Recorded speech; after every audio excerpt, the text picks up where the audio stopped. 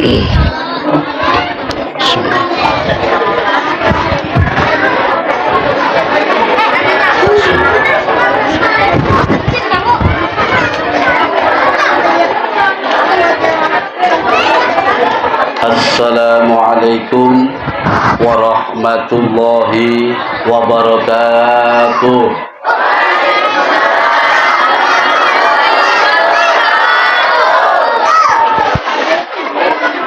Mohon maaf Bapak Ibu, saya duduk di depan dan di atas Bapak Ibu sekalian karena kondisi saya tidak bisa berdiri terlalu lama karena sesuatu hal. Assalamualaikum warahmatullahi wabarakatuh.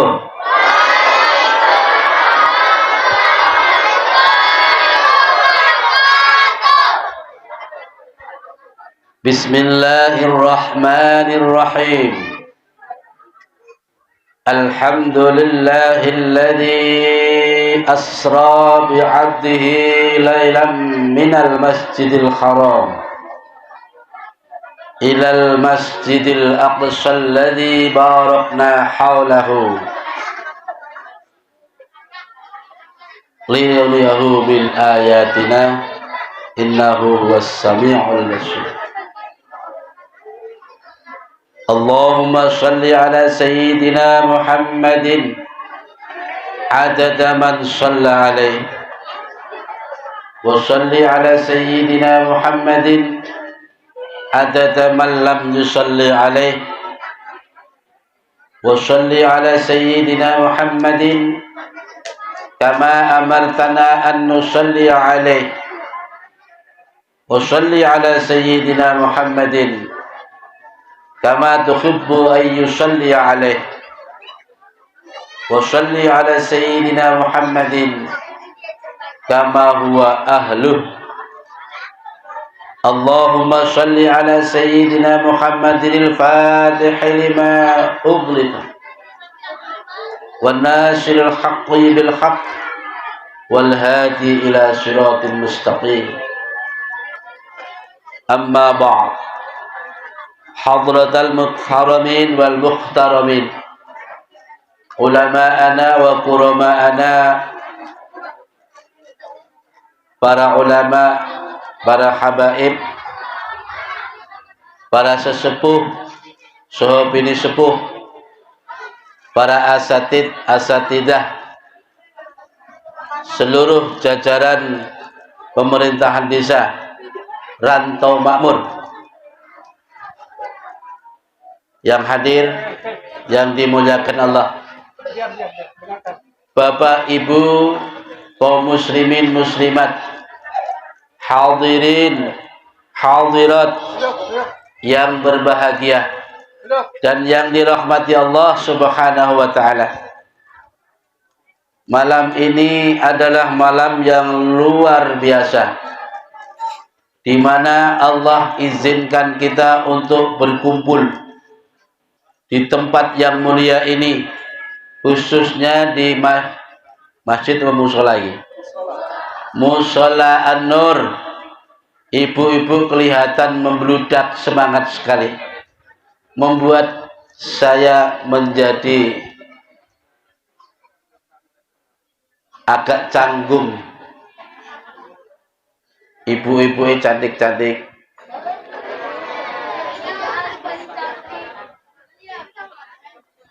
mungkin dari rumah sudah bayangkan koyo apa sih prejengane wong Bojonegoro. Nek ndelok fotone koyoke koyo ngono kuwi.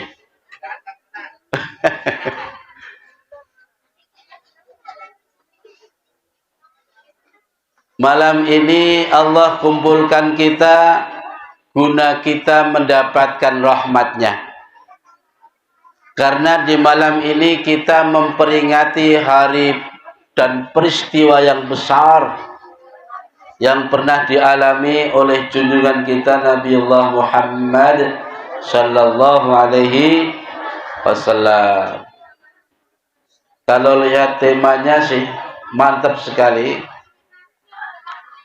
Tadi kita saksikan penampilan putra-putri kita yang sungguh luar biasa, dan itu memang menunjukkan ciri-ciri generasi kita yang menjadi harapan kita, penerus perjuangan kita nantinya. Momen peringatan Isra Mi'raj ini kita jadikan sebagai semangat meningkatkan iman dan takwa kepada Allah Subhanahu wa ta'ala. Kalau cerita Isra Mi'raj, saya kira setiap tahun kita mendengarkan dari ustadz atau mubalek yang lalu. Namun ada satu hal yang perlu kita ketahui. Niki saya ini kalau pakai bahasa apa nggih? Basa Jawa saged nggih? Gadu-gadu. Ada Jawane ya ada bahasa Indonesia. Kersane rondo gayeng. Untuk mendapatkan generasi penerus yang handal, tidak hanya kita bisa mengangan-angankan saja, tapi harus kita cetak sedemikian rupa. Orang bisa saja ngomong, mari kita contoh, kita laksanakan sunnah Rasulullah, ngomongi, tapi dalam pelaksanaan justru jauh dari nilai-nilai sunnah Nabi tersebut. Di dalam Islam itu Pak serba lengkap. Jangan harap kita bisa mencontoh sunnah-sunnah Nabi yang nilainya agak tinggi, pelaksanaannya terlalu berat. Kalau sunnah-sunnah yang sifatnya sederhana, mudah dilaksanakan, itu pun kita abaikan. Contoh, ini contohnya. Ketika masuk keluar rumah, sudah ada adabiahnya. Masuk keluar masjid, ada tata keramanya. Anak-anak, kalau masuk masjid, kaki mana duluan? Kanan, ganteng. Kalau keluar masjid, kalau masuk WC, kiri duluan. Kalau keluar WC, kanan duluan. Sudah? Itu karakter yang mesti kita tanamkan kepada jiwa-jiwa putra-putri kita. Sunnah-sunnah yang sederhana itu kita pertahankan, tanamkan kepada generasi kita, sehingga nanti kita bisa meningkat kepada sunnah-sunnah Nabi yang lebih berat, lebih membutuhkan pikiran, tenaga, bahkan mungkin juga biaya besar. Bapak Ibu yang dimuliakan Allah, soal dahar makan, okay? Mangan dahar itu juga diatur oleh Nabi. Kalau zaman dulu Pak, kami di pondok makannya pakai apa, nampan, lengser, okay. Matur sebadut, nempen, ya tak? Ada biah makan itu ada aturan. Kalau Nabi memang dahare pakai 3 jari. Oke, 3 jari yang gini nih. 3 jari. Lah, karena sana makannya pakai kurma. Kalau kita makan soto pakai 3 jari. Kira-kira kapan selesainya? Ya. Jadi kondisioner, yang penting ada tata keramanya. 1, ketika makan nggak boleh ngomong. Apalagi sambil cerita-cerita. Kita nikmati, kita rasakan bahwa itu nikmat berikan Allah. Kemudian tidak boleh memandang muka temannya. Gak enak dipandangin. Orang bisa tersinggung. Lagi makan mulu-mulu dipandangin nih. Ya toh? Gak boleh. Kemudian usahakan makanan bersih. Bukan kok berarti kita ini apa bahasa Jawa nih? Kemaruk. Enggak begitu. Jangan sampai ada makanan yang tersisa. Usahakan begitu. Kalau non-non yang biyen panganan kudu dientekne mundak pitekin mati. Padahal nek panganan dientekne piteke gak uman. Unen-unen wong biyen. Bapak Ibu yang dimuliakan Allah Subhanahu wa taala, mengenai peristiwa Isra Mi'raj kita coba ungkap supaya kita mendapatkan ilmu pada malam hari ini. Asbabul wurud atau sebab-sebab di mana Nabi diisrakan. Ini diantaranya sisi lain, versi lain. Antara bumi dan langit itu saling unggul-unggulan, Pak. Bumi dia cerita keindahan-keindahan. Di tempatku ada gunung, ada sungai mengalir, ada bengawan yang indah, dan pepohonan, tanam-tamanan yang indah. Langit pun bisa menjawab, oh kalau di tempatku malah lebih indah lagi. Ada mega, ada mendung, ada macam-macam. Ya. Setelah saling unggul-unggulan, ya toh, ketika bumi menceritakan dirinya, kalau kali ini kamu kalah langit. Aku bangga di bumi karena di bumi ada kekasih Allah. Namanya Muhammad sallallahu alaihi wasallam. Ketika disebut Muhammad ada di bumi, langit lekep gak bisa ngomong. Artinya kalah debat, kalah unggul-unggulan. Karena makhluk yang paling unggul ada di bumi. Akhirnya langit pun menangis di hadapan Allah. Ya Allah, saya gak terima ya Allah. Berilah kami kesempatan agar bisa menikmati Muhammad ada di padaku. Di situ letak asbabul wurudnya Isra Mi'raj. Sehingga Allah berkenan memanggil makhluk mulia yang namanya Muhammad untuk sampai kepada langit, hingga sampai kepada langit ketujuh, sampai ke hadratil lah. Itu asbabul wurud versi 1. Kemudian sebab-sebab Nabi diisrakan, versi berikutnya adalah Nabi di dalam menyampaikan risalah dakwahnya begitu berat tantangannya yang dihadapi orang-orang kafir Quraisy yang bengis dan keras, kejam. Saat itu Nabi masih ada pembackup-nya, ada yang melindunginya, yaitu ada paman beliau Abu Thalib. Namun Abu Thalib di tahun itu wafat. Maka kekuatan dakwah Nabi semakin pincang. Orang kafir Quraisy semakin beringas memusuhi Nabi, menyakiti Nabi. Namun masih ada orang yang disegani mereka, yaitu istri Nabi tercinta Siti Khadijah radhiyallahu anha. Maka tidak seberapa, namun masih tetap dirasa sakit dan berat oleh Nabi.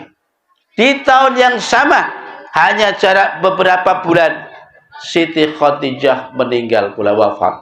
Dipanggil oleh Allah Subhanahu wa taala. Sempurna sudah.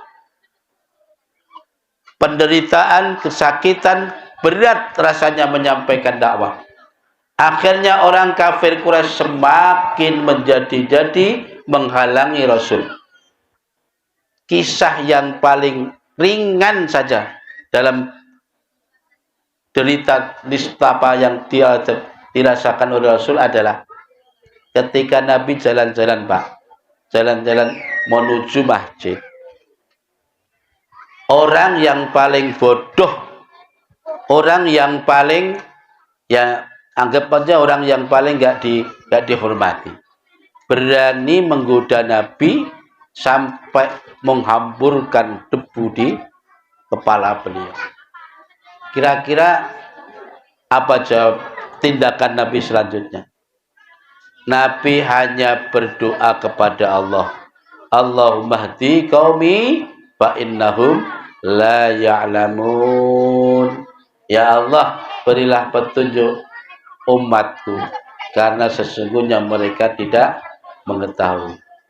Dengan sisa-sisa debu yang masih ada di kepala, di rambut beliau, beliau pulang melihat rambut ayahandanya berhamburan penuh dengan debu. Siti Fatimah menangis. Ya Abi, kenapa rambut Abi kok sampai begini? Jawab Rasul, ya enggak apa-apa, tadi ada orang yang iseng aja. Fatimah pun menangis. Tapi tangisan Fatimah itulah yang justru mendrodok dada Nabi. Putri tercinta yang barusan ditinggal sang ibu tercinta pula. Melihat penderitaan sang ayah yang sedemikian rupa, membuat hati terasa sesak di dada. Nabi memohon kepada Allah, ya Allah, berilah kekuatan. Sampai terjadi beberapa kali Nabi disakiti. Ya tak? Kemudian Allah memberi petunjuk agar Nabi minta perlindungan di tanah Sakim, Taif sekarang. Taif itu tanah agak ke arah selatan dari Makkah. Ya, di sana ada keluarga. Nabi bermaksud pergi ke sana untuk mencari bantuan dan perlindungan. Namun sampainya di Taif tidaklah disambut, tapi malah dilempari batu. Dihujat, bahkan disurakin. Anak-anak kecil itulah berani nyerakin, Pak. Orang gila, orang gila. Gitu. Ya, sampai Nabi sembunyi di bawah pohon kurma. Saat itu Nabi berdoa, ya Allah, ya Tuhan kami, aku tidak peduli akan Engkau serahkan diriku ini kepada siapa saja. Kepada raja yang zalim, kepada pemuda atau rakyat yang kejam kepadaku, aku gak peduli ya Allah, asalkan Engkau tidak meninggalkanku. Ini dengan Kanjeng Nabi. Bapak Ibu yang dimuliakan Allah, saking sesak penderitaan Nabi sehingga tahun itu disebut Amul Huzni, disebut tahun kesusahan, tahun penderitaan, disebut Amul Huzni. Ingat-ingat anak-anak, ya, namanya Amul Huzni, tahun penderitaan. Nah, dengan demikian Allah ingin menghibur hati kekasihnya, berkenan untuk memanggil langsung menghadap hadratillah. Itulah asbabul wurud, kenapa Nabi di Isra Mi'rajkan. Nah, kemudian kalau kita berpikir dalam hati, atau ada sebuah pertanyaan dalam pikiran kita, Allah itu kan maha kuasa ya, kenapa memanggil hambanya kok harus diperjalankan dari Makkah ke Madinah, ke Palestina, lalu diangkat melalui tangga-tangga itu namanya Mi'raj. Kok nggak langsung dicemot aja dapatnya? Malaikat Jibril suruh datang ngambil malaikat, langsung menghadapkan, selesai. Itu selesai. Tapi tidak. Karena dalam setiap perjalanan Rasul itu mengandung i'tibar bagi kita, mengandung pelajaran penting bagi kita.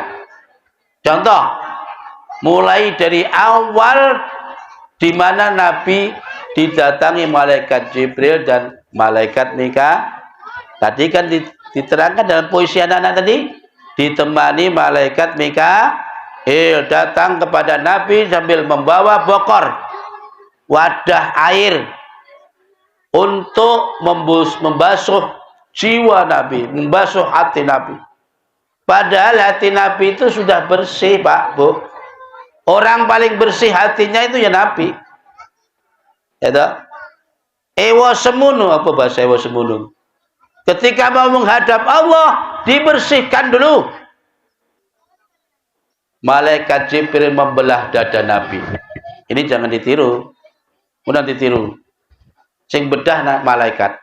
Kemudian diambil itu hati, dibersihkan dari sifat-sifat radail, sifat-sifat madmumah, sifat yang tercela. Dari riya, sombong, sum'ah, ujub, dan sebagainya. Kemudian dikembalikan. Setelah dibersihkan, dikembalikan. Malaikat Jibril berkata, "Ya Muhammad, kum. Berdirilah. Ikut aku." Kemana Jibril? Ila rabbika. Ila rabbikal a'la. Menuju kepada Tuhanmu yang maha tinggi. Ini simbol. Ini iktibar. Bapak Ibu, langsung saya singgung aja. Kenapa setiap kali orang mau menghadap Rabbnya, Tuhannya, harus dibersihkan dulu? Ya, ketika kita sholat juga begitu, menghadap Allah, minimal kita wudhu dulu. Badan kita harus suci, pakaian yang kita gunakan harus suci, tempat yang kita gunakan sholat juga harus suci. Ini itibar. Itibar. Karena kita mau menghadap Allah. Nah, belum sadar Nabi akan kata-kata Jibril, tiba-tiba Nabi sudah ada di atas buraq, kendaraan yang berupa, ya buraq lah, gambarannya kayak kuda tapi ya enggak kuda. Ya, nggak usah dibayangin macam-macam, pokoknya ini kendaraan yang super mewah saat itu, super cepat. Perjalanannya begitu tancap langsung hilang. Itu kayak kilat menyambar, hilang sudah. Saking cepetnya. Itu. Nah, dalam perjalanan ini Nabi pun banyak mengalami beberapa peristiwa. Yang pertama, belum lama Nabi berjalan, Jibril menyuruh turun Muhammad sholat 2 rakaat di situ tempat. Akhirnya Nabi turun, kemudian sholat 2 rakaat. Ini Pak. Padahal perintah sholat saat itu belum turun, tapi sudah suruh sholat 2 rakaat. Setelah 2 rakaat sudah berangkat lagi. Tak lama Nabi bertanya, "Ya Jibril, di mana kita tadi sholat?" "Ya Muhammad, engkau sholat tadi di tanah Thayyibah. Tanah di mana engkau nanti hijrah bersama sahabat-sahabat engkau. Yaitu tanah Madinah saat ini. Disebut tanah Thayyibah. Dulu. Begitu jalan kurang beberapa menit, tiba-tiba malaikat Jibril menyeru lagi, "Ya Muhammad, duduk, turun, sholat 2 rakaat." Nabi pun juga turun, lalu sholat 2 rakaat. Ketika itu Nabi juga bertanya kepada Jibril, "Ya Jibril, di mana aku sholat yang kedua tadi?" Jibril berkata, "Engkau sholat ada di Gunung Tursina." Ada apa dengan Gunung Tursina? Gunung Tursina di mana saat itu mengandung sejarah. Allah berkenan bercakap dengan Nabi Musa alaihissalam, sehingga Nabi Musa disebut Musa Al-Kalim. Disebut siapa? Julukan Musa Al-Kalim. Apa yang dimaksud Al-Kalim? Musa adalah orang yang diajak ngomong oleh Allah. Tapi bukan berarti Allah langsung turun di situ, enggak. Tentu ya nurnya. Baiklah Bapak Ibu yang dimuliakan Allah, singkat cerita, Nabi sampailah di suatu tempat, suruh turun lagi sholat 2 rakaat. Kali ini di tempat disebut Baitul Lahmi. Disebut apa? Baitul Lahmi. Sekarang disebut Bethlehem, yang menjadi rebutan sekarang di Yerusalem, Bethlehem. Kenapa harus tidur di situ, sholat di situ? Ternyata di tempat itu mengandung sejarah yang besar, di mana Nabi Isa alaihissalam dilahirkan. Di tempat itu. Kenapa Nabi diajak persir atau jalan-jalan menuju tempat-tempat yang bersejarah itu? Supaya Nabi mengetahui tempat-tempat itu dulu mengandung sejarah dari nenek moyangnya. Akhirnya sampailah Nabi sampai di Baitul Maqdis, di halaman Masjidil Aqsa. Malaikat Jibril lalu mencancang buruknya. Tak lama kemudian malaikat Jibril membawakan Muhammad 2 macam gelas. 2 gelas. Satu berisi susu, yang satu berisi arak. Satu berisi susu, yang satu berisi arak. Lalu malaikat Jibril langsung menyuruh, ya Muhammad, minum. Nabi tanpa ragu langsung mengambil gelas yang berisi susu, diminum. Kata Jibril, qad shaddaqta ya Muhammad. Sungguh tepat pilihanmu ya Muhammad. Emang kenapa? Andaikan engkau memilih gelas yang berisi arak, niscaya umatmu akan menjadi teler semua. Wong Nabi milih gelas isine susu ae, umatnya masih banyak yang teler. Apalagi kalau Nabi milih waktu itu milih arak, bisa kita bayangkan umatnya kayak apa. Ya. Nah, di dalam perjalanan itu tadi Pak, Bu, Nabi mendengar teriakan dari arah kanan. Ya Muhammad, ya Muhammad, berhenti dong, tunggu aku. Sedikit pun Nabi tidak menoleh. Lalu berjalan. Tak lama kemudian mendengar lagi teriakan, ya Muhammad dari arah kiri. Laki-laki Nabi berjalan terus, sedikit pun tidak menoleh. Lalu Nabi bertanya kepada Jibril, ya Jibril, aku mendengar teriakan dari arah kanan tadi. Siapa tadi? Wahai Muhammad, itu teriakan Yahudiyah. Teriakan Yahudi. Andaikan kau menoleh sedikit saja kepadanya, niscaya umatmu akan menjadi Yahudi semua. Ya. Kemudian tadi saya juga mendengar teriakan dari arah kiri, ya Jibril. Itu teriakan siapa? Jibril berkata, ya Muhammad, itu adalah teriakan Nasraniyah. Teriakan Nasrani. Andaikan kau menoleh sedikit saja, niscaya umatmu akan jadi Nasrani semua.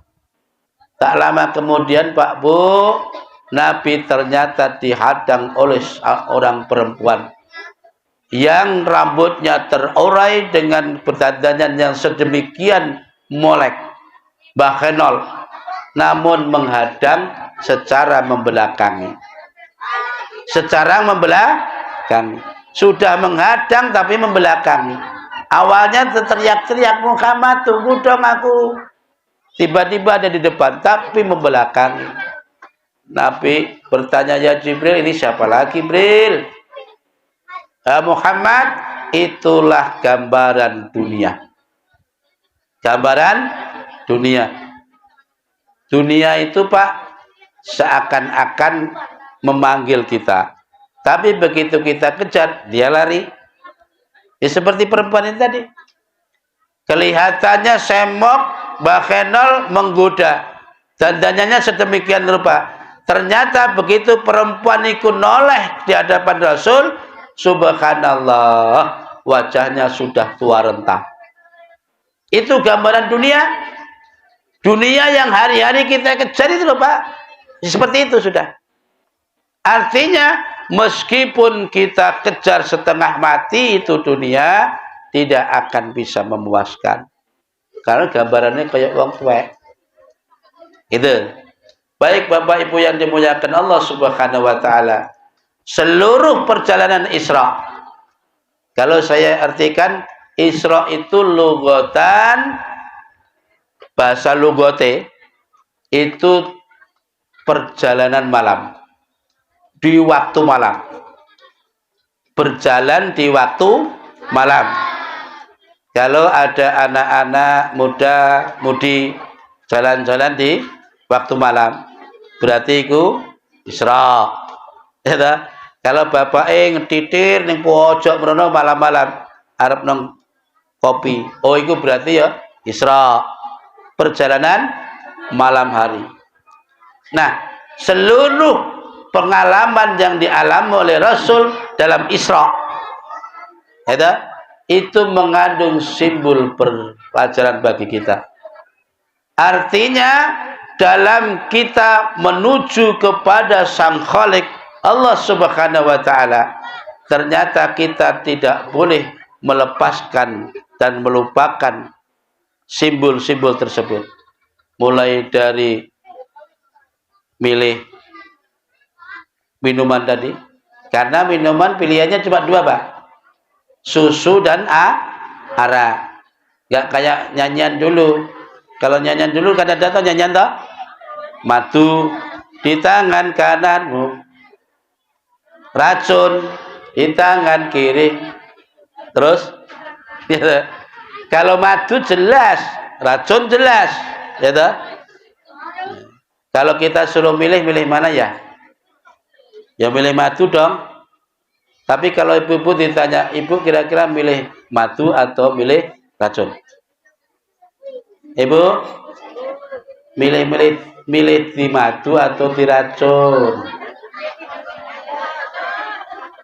Bu, milih di madu atau di racun? Padha wae Pak Ustadz, mutiar kabeh. Gak kena sing beda. Di madu ya sakit, diracun tambah. Bapak Ibu yang dimuliakan Allah, peristiwa Isra itu memberi pembelajaran bagi kita sebagai hablum minan nas, hubungan sesama manusia. Untuk menuju kepada Allah, ternyata kita harus membereskan dulu hubungan sosial. Karena begini Pak Bu, enek wong apik karo tangga ya apik, jirene wong Jawa enggak pernah pek pinek barang liyan ora tukar padu. Iku ya apik, tapi wong ya ora tau salat. Ramadan ya ora tau poso, ora tau munggah masjid. Ya ta? Ya apik wong nih, tapi urusan sing karo Gusti Allah kurang apik. Ada pula yang begini, orang kalau hubungannya dengan Allah baik, sholatnya tekun, puasanya rajin, majelis taklim juga selalu aktif, menolong orang juga rajin, bersedekah juga rajin, berzikir juga rajin, baca Quran rajin. Tapi hubungan sosial dia tinggalkan semua, asik dengan ibadahnya sendiri. Persoalan ada tetangga yang sedang kelaparan minta tolong, dia nggak tahu. Ada anak yatim tetangganya yang nangis, budal sekolah randu sangu, nggak ngerti. Asik dengan muter tasbih. Iki yo ngape, tapi apik munggu Gusti Allah. Munggu sosial kurang apik. Jadi ono apik sing munggu Gusti Allah tok, ono apik sing munggu sosial tok. Lah sing apik piye? Munggu sosial ya apik, munggu Gusti Allah apik. Jadi hablum minannasnya, Isra-nya tadi, Mi'rajnya juga bagus. Hubungan sesama manusia juga baik, hubungan dengan Allah juga baik. Ini ada cerita Bu. Dulu ada orang ngakunya Syekh Wali, ngakuni.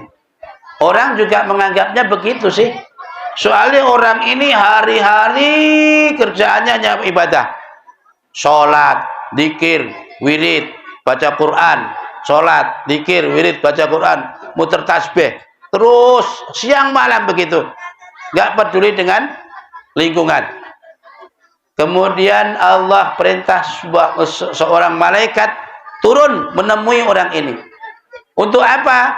Untuk memberitahu kepada orang tersebut, membacakan nama-nama wali-wali Allah seluruh dunia. Seluruh wali-wali Allah sedunia. Akhirnya malaikat turun menemui orang ini. Ada apa malaikat? Aku disuruh Allah untuk membacakanmu akan nama-nama wali kekasih-kekasih Allah sedunia. Orang ini mongkrok hati nih. Wah, pasti namaku ada di situ kali ya. Pasti itu. Soalnya dia merasa hari-hari ibadahnya luar biasa. Begitu malaikat tersebut membacakan satu persatu nama-nama wali, tidak satu pun menyebut nama dia. Malah dia bertanya, ya malaikat, lo jenengku gak mau aja jawab. Mana gak ada namamu? Kok bisanya namamu gak ikut? Itu. Akhirnya ditanya kepada Allah, ya Allah, kenapa namaku gak ikut dalam jajaran nama-nama walimu? Kata Allah, engkau hanya asyik dengan dirimu sendiri. Engkau asyik dengan ibadahmu sendiri. Engkau tidak peduli ada anak yatim menangis kelaparan, ada janda tua yang sedang kelaparan minta tolong, sementara engkau mampu. Kau hanya asyik dengan muter tasbihmu saja. Ini Pak, contohnya wong apik mungkin Gusti Allah tok hubungannya ke Gusti Allah, sementara di sosialnya kurang. Makanya Nabi diisrakan itu sebagai contoh itu Pak. Jadi kalau kita mau menghadap Allah, setidaknya kita harus memberesi dulu hubungan sesama kita semua. Kemudian Mi'raj. Mi'raj itu perjalanan Nabi dari Masjidil Aqsa sampai ke langit ke-1, ke-2, ke-3 sampai ke langit lapis 7.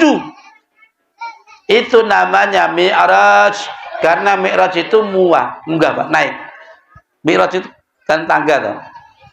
Artinya Mi'raj itu tangga. Jadi kalau digambarnya Nabi ini naik tangga, blak. Gitu. Tapi ya enggak koyo ilustrasi kita. Sampailah Nabi ke Hadratil lah, di saat satu tempat di mana malaikat Jibril dan Nabi selalu bersama. Saat itu ternyata malaikat Jibril hanya sampai kepada hijab satu itu. Itu namanya Raful Akhbar di tempat situ. Raf itu apa ya? Kalau kita bisa artikan lemek atau permadani. Ya karpet kalau saya ingin karpet hijau. Ya, Rafil Akhbar. Saat itu Jibril berkata, ya Muhammad, cukup saya sampai di sini menemanimu ya Muhammad. Silahkan kamu berjalan sendiri menemui Tuhan. Karena tidak ada satupun makhluk Allah yang berhak memasuki wilayah ini. Ya, sampai Sidratil Muntaha, Mustawa, Hadratillah. Malaikat Jibril sudah sampai di situ, tidak lagi mampu bersama Rasul. Karena Jibril juga tahu kapasitasnya. Kalau Jibril memaksakan, tentu akan hancur. Entah Nabi berjalan sendiri, tidak apa-apa. Itu melambangkan bahwa Nabi lebih utama daripada Jibril. Bapak Ibu yang dimuliakan, dalam perjalanan itu Nabi mulai menyaksikan keindahan yang amat sangat dahsyat, melihat aras dan keindahan. Dari kejauhan Jibril berbisik, tapi dari kejauhan. Apa yang ngomong banter ini enggak sungkan. Muhammad, Allah memujimu Muhammad. Allah memujimu Muhammad. Nabi bingung. Allah memujiku. Lalu aku mau apa? Bingung. Saking terkesima melihat keindahan aras, keagungan singgasana Allah. Tiba-tiba ada tetes air dari aras jatuh pas kena mulut beliau. Mulut yang dari tadi sudah terkunci, lidah kaku, nggak bisa ngomong, saking terkesimahnya. Wong nek lagi terkesimah kan melongo ta, Bu. Bahasa Inggrisnya kan melongo ngono kene. Nggak sadar. Tiba-tiba tetes itu pas kena lidah beliau. Kemudian dengan sendirinya lidah itu ngomong, mengucapkan kalimat yang begitu indah. At-tahiyatul mubarakatus shalawatut thayyibatulillah. Itu sebagai balasan pujian Allah kepada Nabi. Maka Nabi membalas dengan pujian itu. Entah itu pun juga kalimat dari Allah. Ini mulut bergerak sendiri. At-tahiyatul mubarakatus shalawatut thayyibatulillah. Ya dah, pemberian yang mulia, barokah yang baik, barakah dan keselamatan hanya milik Allah semata. Itu ungkapan Nabi. Lalu Allah memberi salam. Assalamu alayka ayyuhan nabiyyu wa rahmatullahi wa barakatuh. Ya dah? Assalamu, semoga keselamatan. Alaika, atas kamu. Bahasanya kamu loh Pak ya. Pakai kau. Assalamu alaika ayyuhan nabi, wahai nabi, wa barakatuh. Dan berkah Allah semoga atas kamu. Nabi mendapatkan salam dari Allah, mendapatkan rupa dari Allah, kehormatan dan keselamatan, tidak langsung dirayuk dewi. Ya wis gorene. Enggak.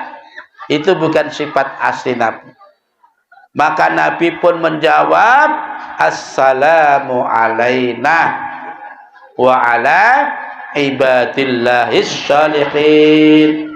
Keselamatan semoga atas kita, kami, bukan Nabi tok yang disebut, wa ala ibadillahis shalihin, dan kepada para hamba Allah yang soleh.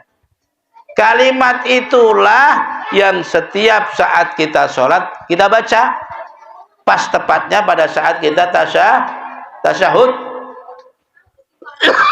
Ya toh? Tasyahud. Maka Nabi setelah itu, singkat cerita, mendapatkan perintah sholat, melaksanakan sholat hingga 50 waktu. 50 waktu. Singkat cerita mana, begitu turun ketemu Nabi Musa, lalu dipengaruhi Nabi Musa, disarankan untuk minta diskon, minta dikurangi lagi, bolak-balik sampailah tinggal 5 waktu sehari semalam. Itu kisahnya begitu Pak. Nah, mengenai bacaan tadi, saat itu Nabi kan lalu bersabda, as-salatu mi'rajul mu'mini. Salat yang kita lakukan setiap hari itu Pak, itu sebagai mi'rajnya orang mukmin. Artinya setiap hari orang mukmin diberi kesempatan mi'raj menghadap Allah Subhanahu wa taala. 5 waktu, 5 kali. Intinya nek wong ora tahu salat berarti enggak tahu mi'raj, artinya enggak tahu menghadap Allah. Kalimat yang dibaca pada saat tahiyat saja itu sudah menunjukkan sedang berkomunikasi dengan Allah, bercakap, suwan ngendikan. Nenggo Gusti Allah. At-tahiyatul mubarakatus shalawatut thayyibatulillah. Laporan toh, mengakui sebuah pengakuan bahwa seluruh kehormatan, keselamatan, barokah yang baik semua milik Allah. Ada Allah langsung membalas assalamu alaika ayyuhan nabiyyu wa rahmatullahi wa barakatuh. Yang diberi salam tetap Nabi. Tapi Nabi jawabnya assalamu alaina wa ala ibadillahis shalihin. Maka nih satu sisi Nabi berdoa dalam kitab-kitab fikih itu memaknai As-salat lugatan ad-du'a. Kalimat salat itu, kata salat itu secara bahasa artinya doa. Maka nek wong ora tau salat, ora tau entuk doa sesama muslim. Buktine salat tadi jawabannya apa? Assalamu alaina wa ala ibadil lahi. Hamba-hamba yang soleh didoakan oleh semua orang muslim sedunia yang sholat. Makanya ketika sholat berdoa toh, seluruh hamba-hamba yang soleh mendapatkan doa. Baik Bapak Ibu yang dimuliakan Allah Subhanahu wa taala, inti dari perjalanan Nabi Isra sampai Mi'raj oleh-oleh ternyata perintah sholat.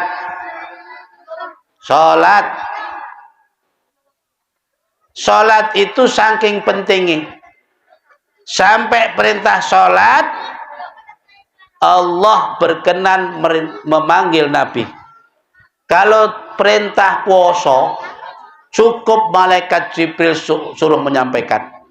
Kalau perintah zakat cukup malaikat Jibril menyampaikan. Tapi kali ini perintah sholat tidak cukup malaikat Jibril yang suruh menyampaikan, tapi Allah memanggil langsung kepada Nabi kita Muhammad sallallahu alaihi wasallam. Itu menandakan betapa pentingnya sholat. Nah, sholat itu ibarat kedudukan kalau di dalam diri manusia itu Pak. Sholat itu ibaratnya wong ngono kepala.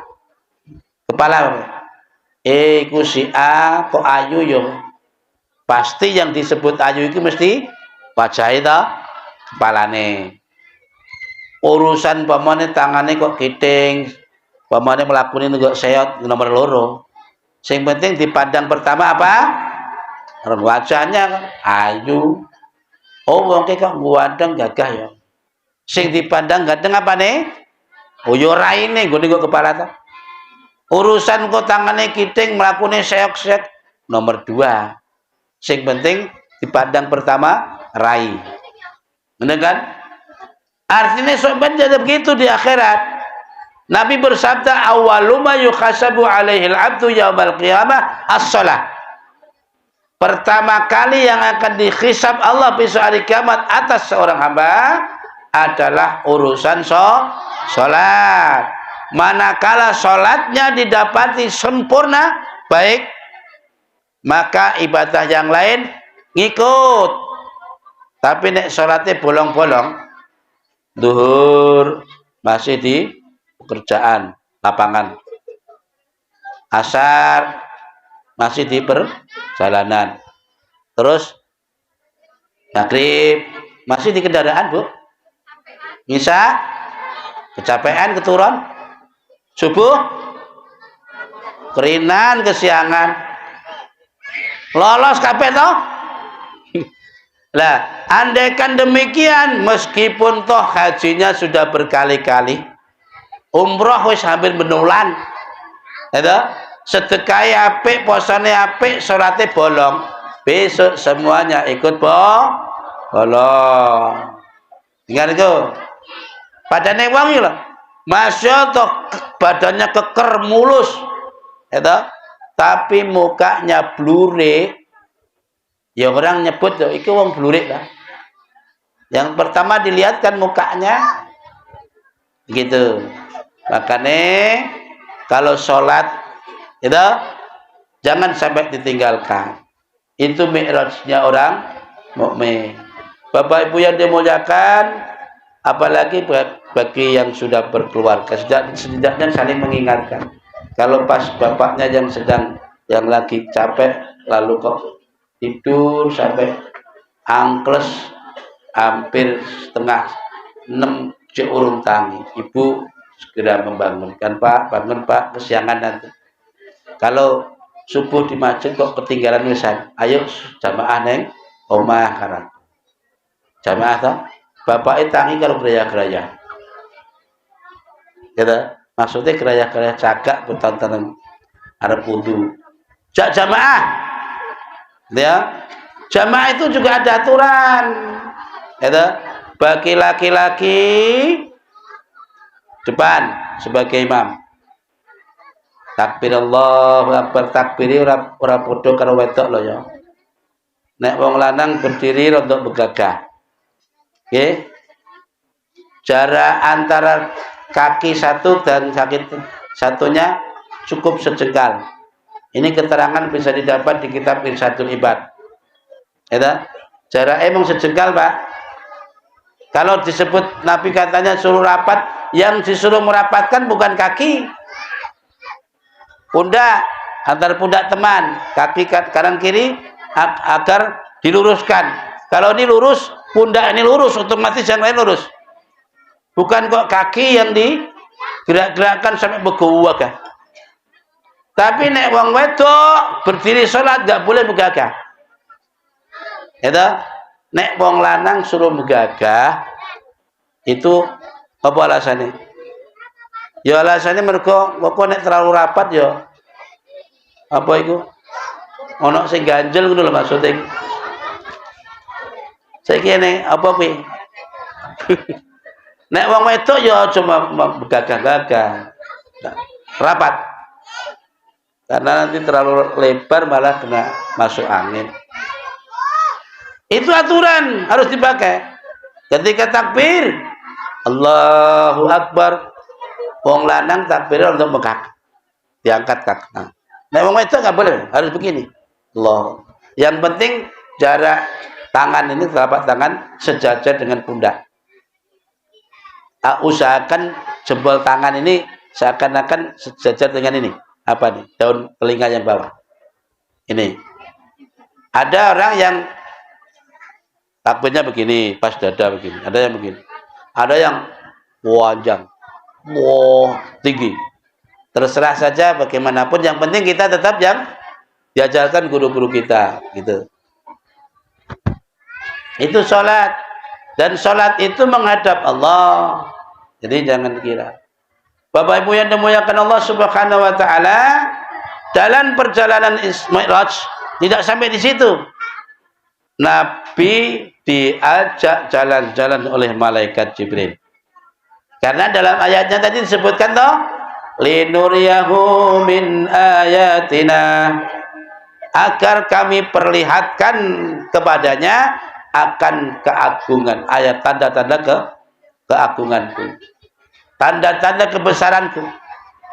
Nabi pertama diajak jalan-jalan menyaksikan surga. Namanya di surga yang dilihat Nabi ya yang enak-enak tok. Wong podo seger awake.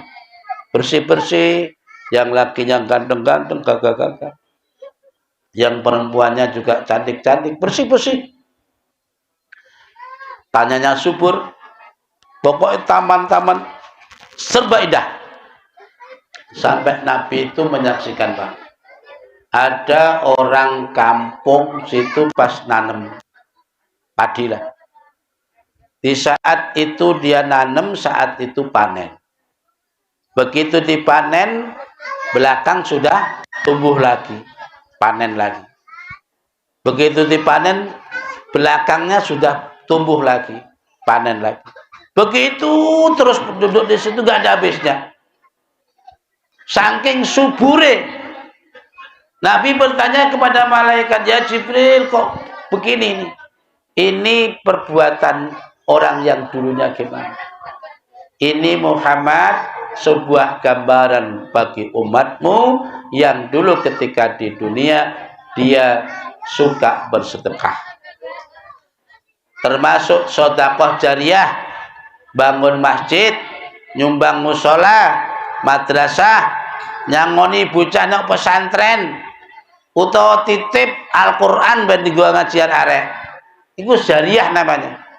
Besok dapat pahala seperti itu, Pak. Panen nggak ada habisnya. Gitu. Jariyah. Arti jariyah itu kan mengalir. Pahalanya mengalir terus. Baik. Di saat itu Nabi juga menyaksikan itu orang yang gagah di dhuwur. Ini sudah dinelakai. Setelah diajak jalan-jalan ke surga, Kemudian nggak lengkap kalau nggak mampir neraka. Maksudnya diajak jalan-jalan ke neraka. Akhirnya Nabi di situ menyaksikan banyak peristiwa. Ibaratnya maring guyu terus nangis. Pokoknya banyak mencurahkan air mata.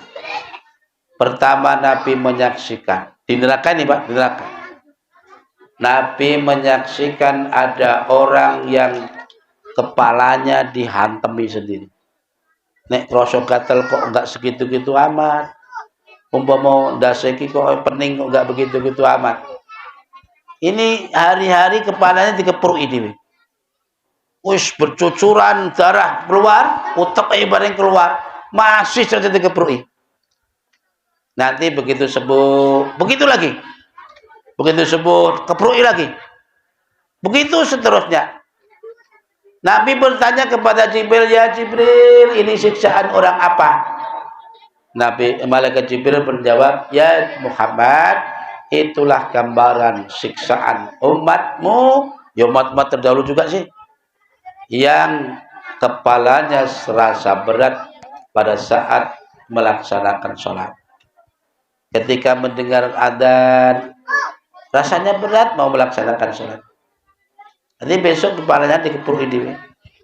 Ya kene nek krungu adzan dan cepet-cepet atau syukur nek durung adzan wis wudu budal ning musala atau di masjid. Apalagi kalau pas denger adzan lagi nyulut rokok, wah sayang ngeradzan. Sayang ini.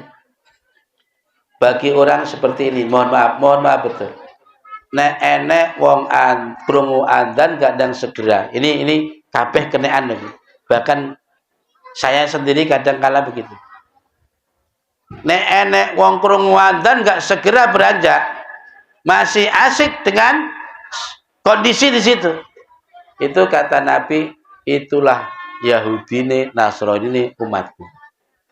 Orang-orang seperti itu. Yahudi, Nasrani ini umatku. Itu Muslim tapi disebut Nabi Yahudi, Nasrani. Krungu adzan gak ada segera. Nah itu. Besok di akhirat dasi 30 dewi. Ini gambarannya. Ini yang perlu kita ketahui sejarah Nabi. Soalnya cerita di mana Nabi di Isra Mi'rajkan, tujuannya Gusti Allah akan diperlihatkan kekuasaannya Allah. Lalu Nabi menyaksikan pula orang yang ini mohon maaf disuguhin daging empal yang syukur-syukur lezat masih hangat lagi. Sementara di sampingnya dia nekuni daging yang sudah busuk, yang bau dan berbelatung. Padahal di depannya ada juga daging yang seger. Kok malah mangan sing busuk? Nabi bertanya, "Ya Jibril, itu siksaan orang apa kok begitu?" Padahal di situ ada daging yang seger, lezat, kok malah milih sing busuk. Ya Muhammad, iku siksaan umatmu. Yang manakala dia di rumah ada istri yang halal, tapi masih suka jajan di luar. Mohon maaf. Ini kisah ada di kitab, khususnya Duratul Nasikhin, ada keterangannya begitu. Jadi bagi mohon maaf bapak-bapak yang suka begitu, gambarannya kayak kuwi lho sampean. Di rumah ada istri yang halal tapi masih suka jajan. Enek di depan daging seger malah milih yang busuk. Itu gambarannya. Kemudian Nabi menyaksikan lagi ada orang yang tinggi besar. Gitu. Ketika itu dia mikul kayu, sudah terasa keberatan, masih saja ditambahin. Sudah keberatan mikul itu, kepayahan sudah. Masih ditambahin lagi. Ini apa orang ini sudah tahu dia keberatan, masih ditambahin lagi bebannya. Mikul sudah meteng-meteng, ditambahin lagi. Nabi tahu bertanya, "Ya Jibril, ini apa lagi Jibril?" "Ya Muhammad, ini gambaran siksaan umatmu yang dulunya ketika mengemban amanah, dia tidak bisa menyampaikan dan mengemban amanat. Sudah mendapatkan amanat satu, tidak mampu menyampaikannya, masih mengharap amanat berikutnya. Amanat itu titipan, Pak. Titipan itu jangan dikira itu titipan kayak barang aja. Umur kita juga titipan, anak istri kita titipan, harta titipan, jabatan titipan, apalagi yo, anggota badan ini semua titipan.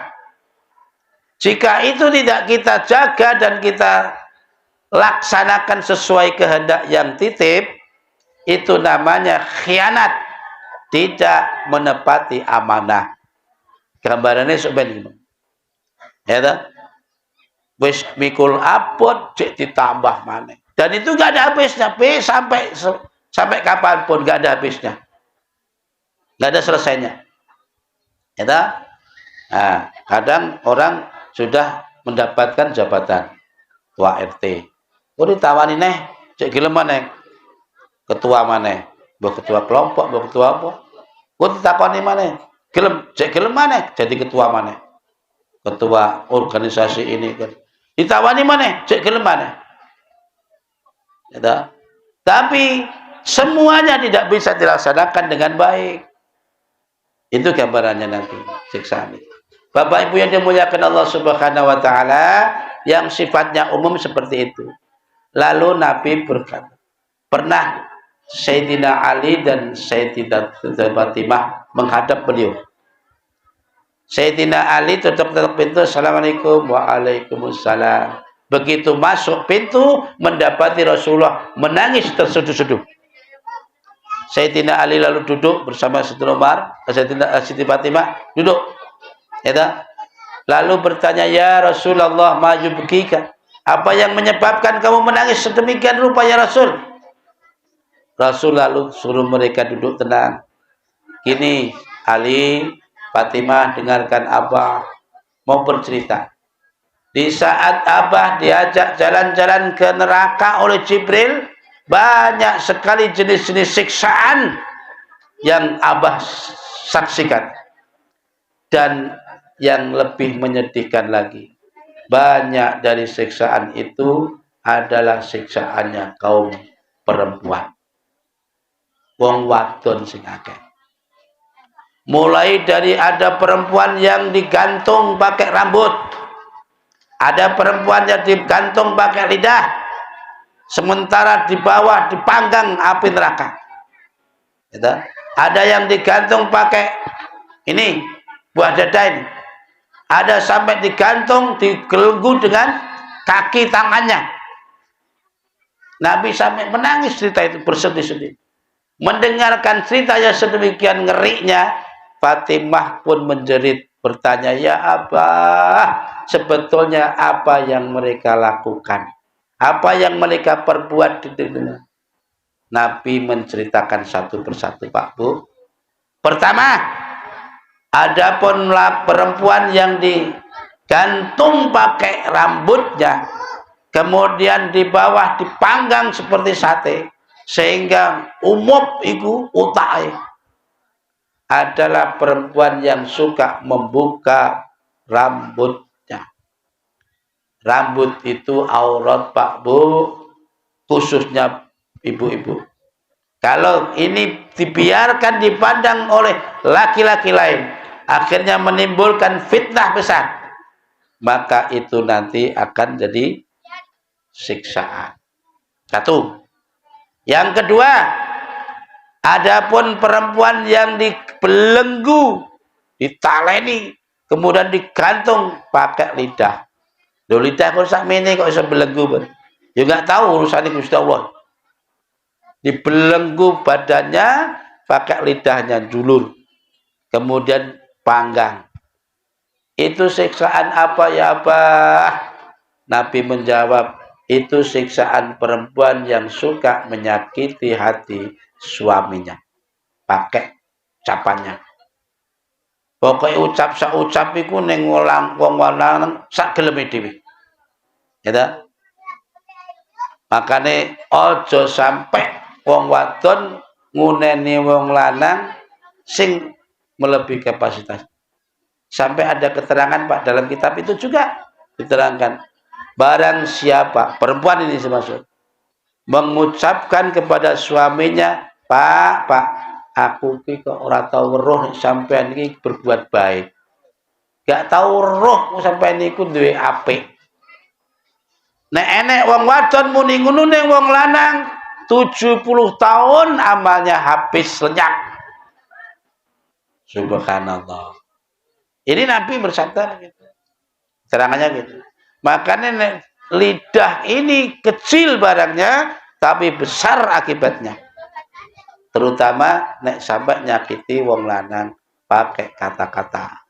Jadi Pak Bu, ini kisah benar-benar sebagai iktibar bagi kita. Kemudian tadi kan sampai kepada dibelenggu dengan ini buah dada ini, kemudian itu juga orang perempuan yang suka keluar rumah tanpa izin suami. Keluar rumah tanpa izin suami. Opo yo nek arep metu ki kon ngomong. Ya memang begitu, Pak. Supaya suami tahu kemana ini istri. Gitu. Jangan sampai ketika bapak itu teko kantor atau teko kebun tiba-tiba di rumah nggak ada orang. Pintu terbuka semua. Mana kompor mekan. Ya, nanti buwe gak naik kabeh. Sekalinya ngumpi ning pojok kono karo ngrasani wong. Ya. Ada sebuah kisah begini, Bu. Ini kisah. Makanya nek wong kadung soleh ya ora kaya wong wadon, tapi nek kadung dludrung ya ora kaya wong wadon, siksaan. Dulu zaman Nabi ada seorang sahabat bertugas perang, mengikuti perang. Ya, sebelum berangkat perang dia kasih pesan kepada istrinya. Istri ini, adik, ojo sampai metu rumah selama aku di medan perang. Ini istri solehah. Maka dia taati itu kata-kata suaminya. Gak pernah keluar rumah karena memang di rumah sudah ada segala kebutuhan. Suatu hari ada kabar dari teman tetangganya lah, bahwa bapaknya lagi sakit. Dikabarilah, Mbak, bapak sampean loro, Mbak. Sampean gak nilai. Waduh, sepurane dik yo, aku gak oleh metu karo bojoku. Ya sudah. Gitu kan? Nah, sampai selang beberapa hari lagi ada kabar lagi dari keluarganya. Mbak, bapak sampean wis nemen no, Mbak. Barangkali sampean mau menjenguknya. Waduh, sepurane dik, aku janjane yo pingin, tapi iki aku wis kadung gak oleh metu karo wong lanang. Ya, balik mana? Mungkin si tanggane iki mung yo ngrutu. Iki bocah kok kebangetan men to. Enek wong tuane loro sampai wis nemen ngono gak gelem niliki. Gitu. Nah, akhirnya selang beberapa hari lagi ada kabar. Ternyata bapaknya sudah meninggal. Dengar kabar bapaknya meninggal, dia juga sedih, Pak, nangis. Tapi bagaimana, sudah kadung janji tidak boleh keluar rumah. Maka tidak taat itu suaminya. Nah, wong tonggo-tonggone mungkin sih gak ngerti agama. Ya kadang cemoh to. Wong kuwi lho kok mentolong bapake meninggal barang ora metu. Iku anak sing piye ngene. Kan kadang orang ngerti agama. Akhirnya di saat itu pula Allah kasih wahyu kepada Nabi. Ini Nabi Muhammad, zaman Nabi kan. Gitu. Bahwa orang tuanya diampuni dosanya lantaran punya anak yang solehah. Begitu juga dosa-dosa istrinya tadi, anak solehah tadi, diampuni sudah oleh Allah. Lantaran dia taat kepada suaminya. Subhanallah. Ini kisah. Makanya jadi wong wadon aja selonang metu rumah sak karepe dhewe. Ini sisane kaya pipa. Oh. Ini kisah betulan. Jadi begitu. Bapak Ibu yang dimuliakan Allah Subhanahu wa taala, itulah kisah sekilas tentang peristiwa Isra wal Mi'raj. sebagai penutup dari kisah tersebut. Tadi saya sebutkan kan, nek kadung soleh ya ora kaya wong wadon, dadi soleh kata. Tapi nek kadung dodrol ya kaya wadon. Ini sebuah kisah lagi. Dalam kitab Uqudul Jen. Ini menerangkan tentang hakul zaujain. Hak suami istri. Khusus kitab itu menerangkan tentang hak suami istri. Ada sebuah keluarga, suami istri lah. Perempuan solihah. Suaminya orang fajir. Fajir itu orang yang dradrah, nggak nah. Tukang mabuk, tukang minum, tukang judi, tukang sembarang. Nah, suaminya ini sudah berkali-kali mencari gara-gara bagaimana bisa mencerai istrinya ini. Kalau cerai memang itu aja, yang penting ini hak saya. Kalau saya bisa bunyi cerai, cerai sudah. Tapi kan nggak enak kalau nggak ada alasan. Akhirnya dia bikin alasan terus. Setiap hari bikin alasan. Tapi karena menghadapi orang solehah, tidak lagi terjadi. Akhirnya suatu saat, dia punya pikiran, punya akal-akalan. Dia beli perhiasan di pasar, emas. Lalu dia dari kotak. Sedemikian rupa dibungkus dengan bagus, demikian rupa. Lalu dibawakan kepada istrinya. Sampai di rumah, dia bilang, "Dek, tolong ini perhiasan kamu simpan." Itu, kamu simpan. Akhirnya istri solehah tadi, Pak, begitu menerima kotak isi dari suami tadi, baca bismillah. Bismillahirrahmanirrahim. Mau beranjak dari depan suaminya, bismillahirrahmanirrahim. Menuju almari, lemari yang mau dipakai menyimpan, bismillah. Buka pintu lemari, bismillahirrahmanirrahim. Meletakkan kotak di dalam lemari, bismillahirrahmanirrahim. Kembali menutup pintu lemari, bismillahirrahmanirrahim. Ngunci, bismillahirrahmanirrahim. Sudah? Apalagi? Kunci diletakkan di atas lemari, bismillahirrahmanirrahim. Sudah, selesai. Selang beberapa hari, suaminya ini punya akal-akalan. Malam harinya itu kotak dicuri suaminya. Sudah tahu kuncinya di atas lemari. Orang di rumahnya sendiri nggak ada orang curiga. Pintu lemari dibuka, kotak berisi perhiasan diambil, pintu ditutup lagi, lalu kunci diletakkan pada tempat semula. Dia bawa keluar itu kotak, lalu dilempar dan dibuang di dalam sumur. Sudah, selesai kamu nanti. Pikiran dia begitu toh. Lalu dia tanyakan suami istrinya, "Dek, tolong kotak yang kemarin saya titipkan, bawa sini." Tanpa ada pikiran apa-apa, istri solehah tadi langsung beranjak. Bismillahirrahmanirrahim. Menuju lemari. Mengambil kunci di atas almari. Bismillahirrahmanirrahim. Buka pintu, mengunci pintu lemari. Bismillahirrahmanirrahim. Membuka pintu lemari. Bismillahirrahmanirrahim. Selalu begitu dia. Di saat yang genting seperti itu, Allah cepat-cepat turunkan malaikat satu untuk memerintahkan. Malaikat secepat kilat turun kamu. Itu barang kotak yang ada di sumur. Ambil. Cepat ambil. Namanya malaikat yang ditugaskan. Set. Langsung jadi. Semula barang itu kan basah nanti di sumur. Langsung malaikat usap. Set. Selesai. Kering seketika. Lalu diletakkan di tempat semula. Tanpa curiga, tanpa ada pikiran apa-apa. Istri solehah tadi begitu buka pintu lemari, melihat kotak masih ada di tempat semula. Dia ambil bismillahirrahmanirrahim. Kemudian dia serahkan kepada suami.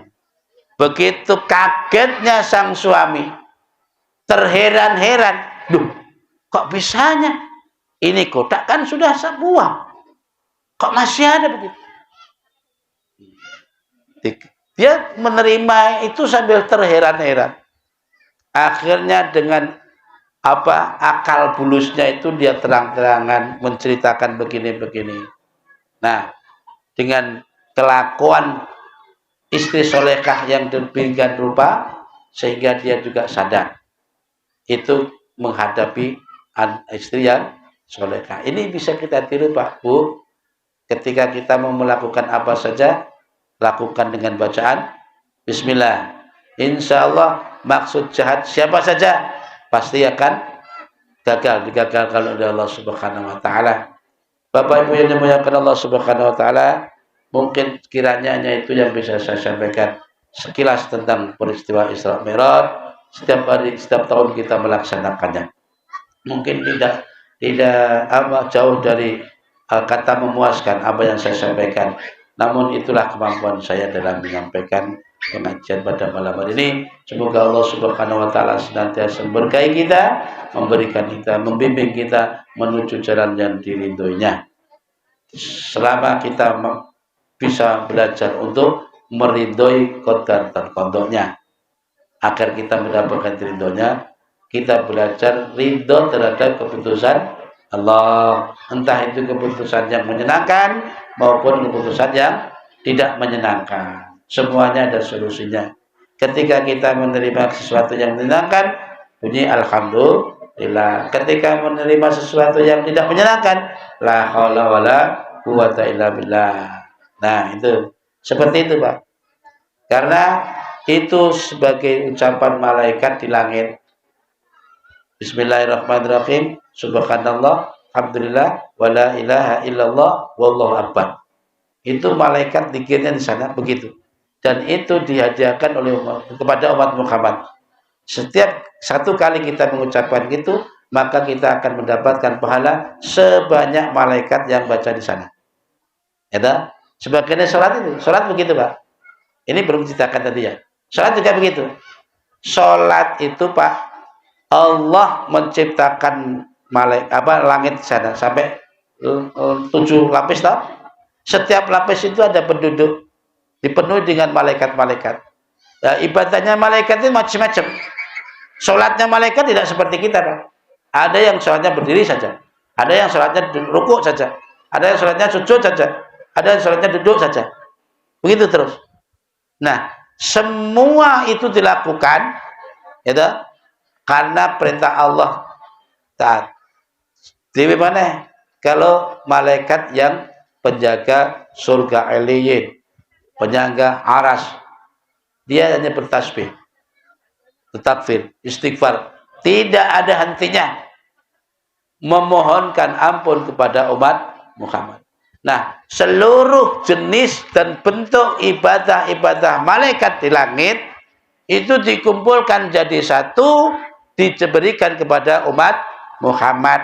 Akhirnya bentuk sholat. Makanya sholat mulai enek berdiri, rukuk, sujud, duduk, tahiyat. Nah, itu semua juga perintah ibadahnya malaikat di sana. Ada yang rukuk, toh, supaya umat Muhammad oleh kuwabe itu. Maka dijadikan bentuk sholat. Makanya Nabi bersabda, "Shallu kama ra'aitumuni usolli." Sholatlah kalian sebagaimana kalian melihat aku sholat. Makanya nek sholat kok liyane kayak sholat iki, berarti salah. Apa wae ibadah sing kirane menyelisih Nabi, salah berarti. Wis apa wae? Enek wong sholat madhep kulon tok, jlegek enggak ada apa-apa. Salah wi berarti. Utawa nek wong sholat ke madhep kiblat, madhep ngitan. Ya. Meneng ae jere. Lah mau apa, Dik? Sholat. Salah iku. Nabi ora sholat ora ngono. Ya. Wong mbakno Nabi ngucap ngono, ngendikan ngono ae jek enek umate sing macem-macem. Shallu kama ra'aitumuni usolli. Bapak Ibu yang dimuliakan, demikian yang bisa saya sampaikan. Semoga Allah memberkahinya. Kurang lebihnya mohon maaf. Akhiran, wallahu muwaffiq ila aqwamit thoriq. Wassalamualaikum warahmatullahi wabarakatuh.